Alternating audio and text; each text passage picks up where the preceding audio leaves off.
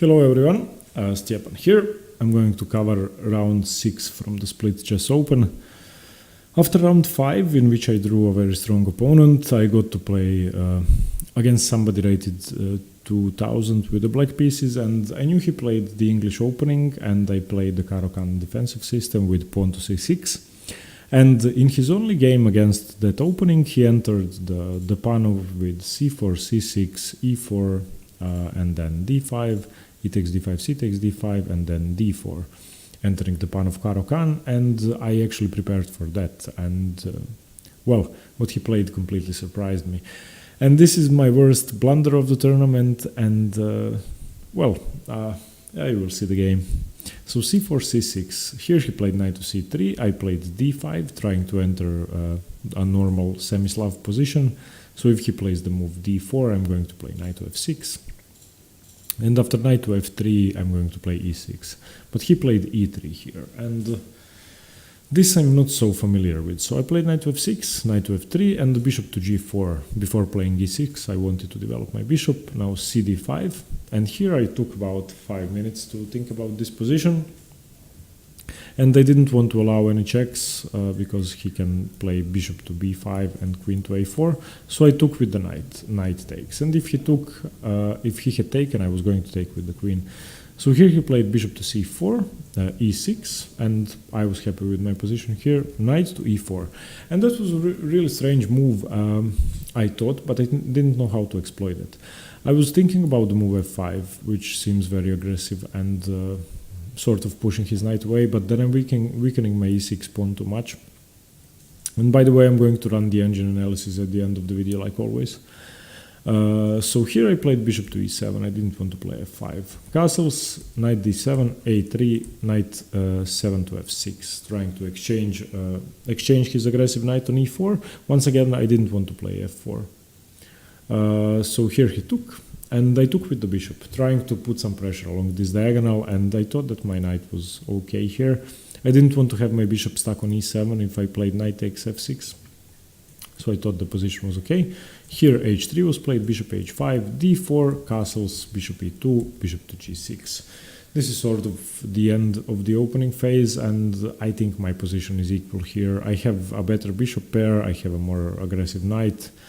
Well, I really don't have any problems in the position, and he just has a stronger center. You could argue that his pawn structure is better, but mine is very solid as well.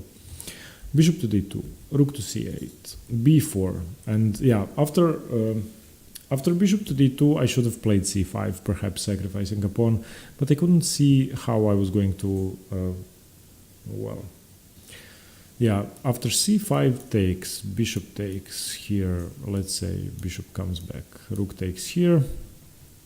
I didn't know if this position was good for me, I just give up a pawn for not much, but we will see. So after bishop to d2, I didn't want to play c5, I played rook to c8 first. Perhaps it was a mistake, we will see. And I gave him time to play b4, of course. Now I played rook to e8, rook to c1, queen to d6, trying to activate my queen somehow, queen b3, and now bishop to e4. Now his main break in the position is of course the move e4, and for now I'm defending that, but if he plays bishop to d3, then he can get e4 in. So I decided to play bishop to e4 to stop that. And now if he plays bishop to d3, then I just take the knight, and I think I'm okay. So after bishop to e4, he played rook f to d1. I played bishop to d8. Yeah, this is probably my longest think of the game. I wanted to put some pressure along this diagonal and get some mating threads in, because firstly I'm attacking the knight as well, so I can remove the defender of the h2 square.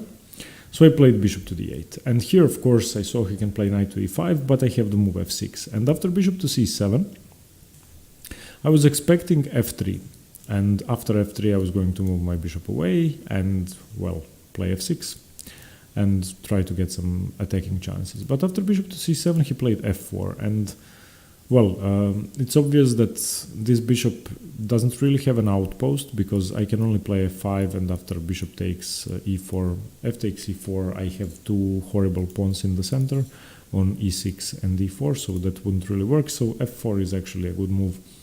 So I played queen to e7, trying to bring my queen to h4. Bishop to d3, I have to take, bishop takes, queen takes, and now my second longest thing, trying to figure out whether I should take the knight, which is much better than my bishop, obviously, behind this wall of pawns on the dark squares, so I gave it up. Bishop e5, fe5, and queen to h4. Now, this position I thought was just equal, and I didn't think either side really had any winning chances. But we will see what the engine has to say. Firstly, because he has these double pawns, he can dissolve them probably with the move d5, but I have two defenders, and if I play either rook to d8, then I'm solid enough. Here he did play e4. Note that I have the move knight here. If he tries this, then I have a check, and well, this doesn't really work, or so I thought. Yeah, it doesn't work. I can play this. So yeah, after knight to f4, he can't play that. He played queen to f3, and now double attacking my knight, so knight to g6. Here he played king to h2, which I didn't understand, perhaps trying to prepare the move g3, but I don't see why you would want to play g3. Rook e to d8, and yeah, this move actually cost me the game, you will see that later. Bishop to e3, queen to e7, and now rook to b1. a6, trying to stop his pawns, queen to g4. And this is where I had my idiot moment, and I just gave up the exchange. I actually thought in this position for about 10 minutes. I didn't play the move instantaneously. I didn't blitz my move out. I just ignored the threat completely. I just didn't see the threat. Well, I thought about this bishop coming to g5 for a long time, and of course the move queen to g4 is threatening that now, and I've been considering this option for the last 5 moves, and I always thought, but I have h6, I have h6, I have h6.